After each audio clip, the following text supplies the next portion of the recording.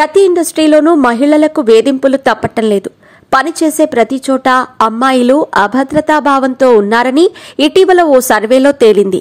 ఇక సినిమా ఇండస్ట్రీలో లైంగిక వేధింపుల గురించి కొత్తగా చెప్పాల్సిన పని లేదు. ఇండస్ట్రీలో కాస్టింగ్ కౌచ్ ఉందని చాలా మంది బహిరంగంగానే వెల్లడించారు.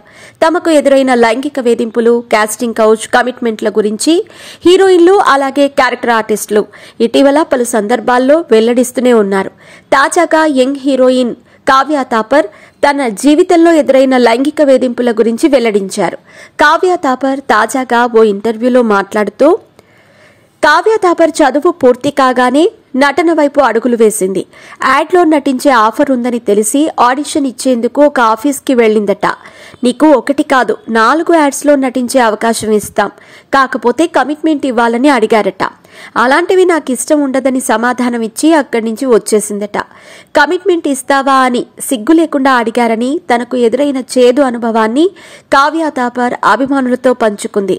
ఆమె మోడల్ కమ్ యాక్ట్రెస్.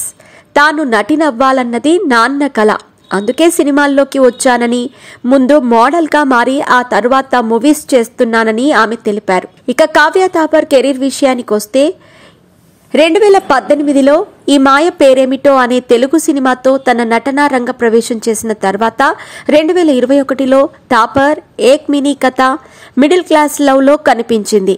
ఇది ఆమె హిందీలో అరంగేట్రం చేసిన పిచై కారణ్ 2. ఇది ఆమె తమిళ తొలి చిత్రం. రవితేజ నటించిన ఈగల్, సందీప్ కిషన్ నటించిన ఊరి పేరు భైరవకోన, పూరి జగన్నాథ్ రామ్ కాంబినేషన్లో ఇస్మార్ట్ శంకర్ 2, గోపీచంద్ హీరోగా నటించిన విశ్వం సినిమాల్లో కావ్య థాపర్ హీరోయిన్గా నటించింది. ఈ సినిమాలేవి కూడా కావ్య థాపర్ కెరీర్కి బ్రేక్ ఇవ్వలేకపోయాయి.